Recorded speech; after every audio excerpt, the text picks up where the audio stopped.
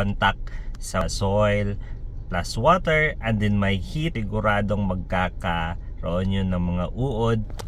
Welcome back to the channel guys. This is Christian Arsenio at ngayong araw ibabahagi po natin sa iyo dito sa ating Agri Talk ang alaman tungkol sa ating ginagamit upang maiwasan ang pagdami ng mga langaw. So alam naman natin na yung mga ipot ng mga manok ay nakakontakt sa soil plus water and then may heat, siguradong magkakaroon yun ng mga uod na eventually nagiging langaw.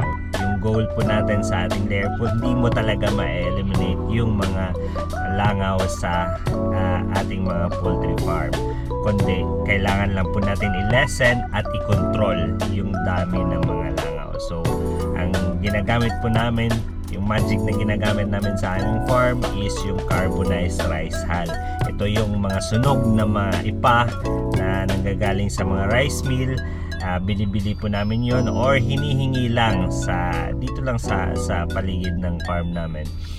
Tapos sinusunog po namin yon kung hindi pa siya sunog. Meron din namang mga sunog na available sa mga rice mill.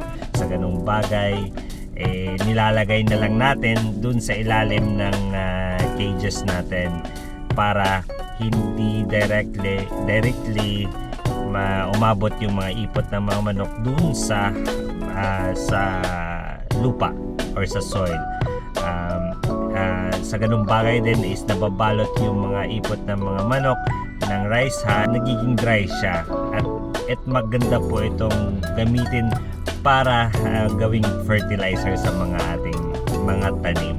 So yun, kung kaya po natin gawin is mag-invest po tayo sa carbonized rice hull upang maiwasan at ma-lessen po natin ang pagdami ng mga langaw sa ating mga poultry farm. I hope may nabigay ako na magandang idea sa ating lahat at sana i-practice po natin ito. Happy farming sa lahat.